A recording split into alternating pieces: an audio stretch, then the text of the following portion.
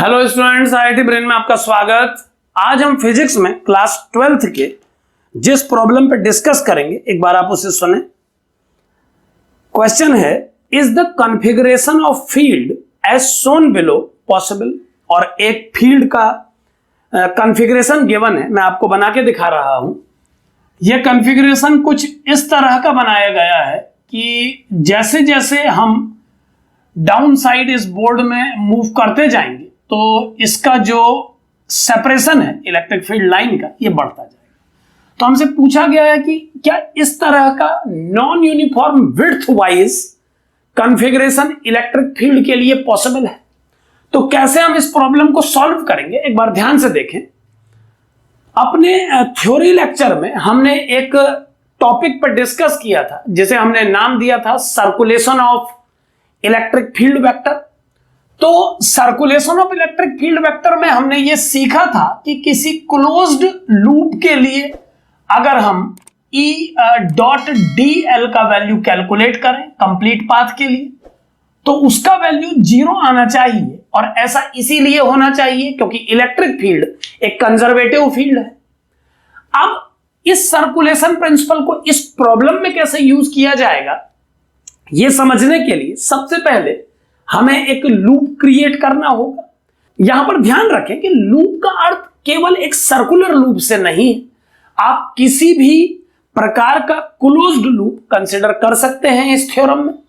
So simply ये बात आप तक पहुंचाने के लिए मैं एक रेक्टेंगुलर लूप इस रीजन में कंसीडर कर रहा हूं, जो कि कुछ इस तरह से है जैसा मैंने बोर्ड में बनाया। मैं इसे ABCD नाम दे रहा हूं। यहां पर आप इलेक्ट्रिक फील्ड की डायरेक्शन को बोर्ड में देख सकते हैं। इन लाइंस को देख करके ये आप क्लियरली एनालाइज कर सकते हैं कि इलेक्ट्रिक फील्ड की स्ट्रेंथ जो AB लाइन के लिए है और जो इलेक्ट्रिक फील्ड की स्ट्रेंथ CD लाइन के लिए है, उनकी स्ट्रेंथ में डिफरेंस है। आप क्लियरली देख सकते हैं कि CD रीजन में लाइंस की डेंसिटी कम है और AB रीजन में ज्यादा। तो AB रीजन में इलेक्ट्रिक फील्ड का स्ट्रेंथ वेक्टर हायर मैग्नीट्यूड वाला होगा, जबकि CD रीजन में इसका मैग्नीट्यूड कम होगा। अब अगर मैं इस लूप के लिए E डॉट dl को सॉल्व करूं कंप्लीट पाथ ABCD पर, तो मुझे क्या मिलेगा, एक बार ध्यान से देखें। मुझे आउटकम मिलेगा E vector dot dl vector for the path AB। यहां पर मैं सभी पाथ के लिए अब इस क्लोज्ड लूप इंटीग्रल को ब्रेक कर दे रहा हूं। सो मैं इसे AB, BC, CD और DA में ब्रेक करके लिख दे रहा हूं।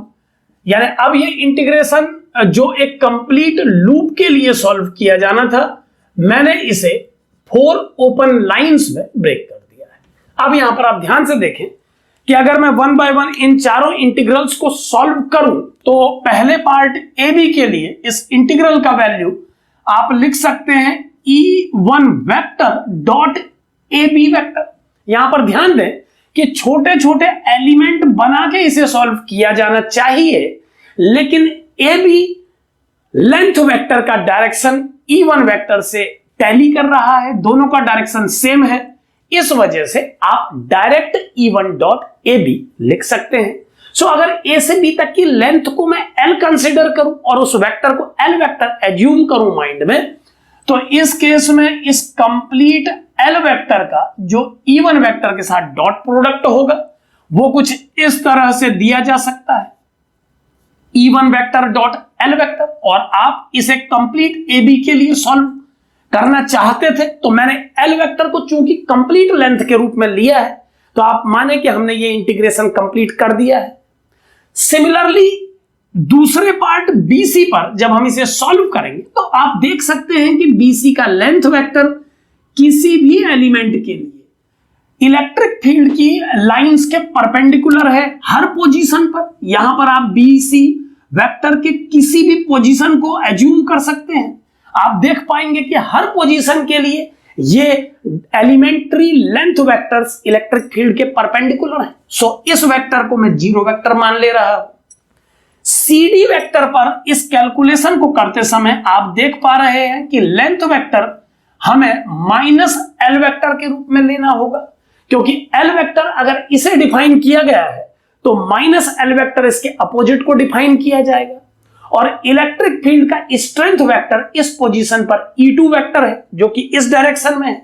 सो इस थर्ड कैलकुलेशन को मैं लिख रहा हूं, ध्यान दें, E2 vector dot minus L vector. यहां पर ध्यान दें, इंटीग्रेशन भी साथ में चलता जा रहा है, क्योंकि E वेक्टर इस रीजन के लिए, वैसे E वेक्टर का वैल्यू इस पूरे प्रॉब्लम में अलग अलग पोजीशंस पे अलग अलग है, लेकिन आप माइंड मेकअप करें कि इस CD पाथ में चलते समय E वेक्टर का जो भी वैल्यू है वो स्टैटिक है, इसीलिए उसे कांस्टेंट समझ के इंटीग्रेशन से बाहर कर दिया गया है, और जब DL वेक्टर को कंप्लीटली इंटीग्रेट किया गया तो वो माइनस L वेक्टर में कन्वर्ट हो गया है।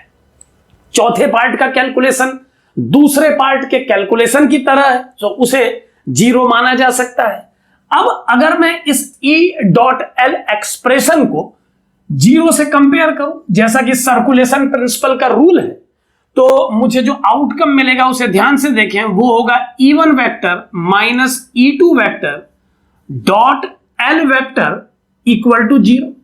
और अब हम जानते हैं कि E1 minus E2 dot L vector के जीरो होने के लिए या तो इन दोनों में से किसी का मैग्नीट्यूड जीरो होना चाहिए या इन दोनों वेक्टर के बीच का एंगल 90। चूंकि हम देख पा रहे हैं कि L वेक्टर E वेक्टर के पैरेलल बनाया गया है, तो एंगल तो 90 नहीं हो सकता, यानी इन दोनों में से किसी वेक्टर का मैग्नीट्यूड ही जीरो हमें करना होगा। L वेक्टर एक नॉन जीरो वेक्टर है, ये आप बोर्ड पे देख सकते हैं। सो फाइनल, अब सभी की आंखें केवल इसी की तरफ घूम जाएंगी, और हम देख पा रहे हैं कि इसे जीरो से कंपेयर करने पर जो आउटकम हमें मिलेगा वो होगा E1 vector equal to E2 vector.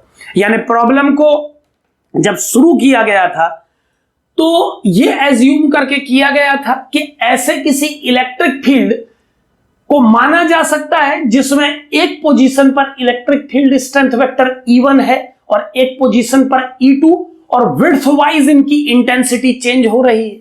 लेकिन जब इस प्रॉब्लम को सर्कुलेशन मेथड से सॉल्व करके फाइनल लाइन तक पहुंचाया गया तो हम देख पा रहे हैं कि E1 वेक्टर E2 वेक्टर के इक्वल आ गया है।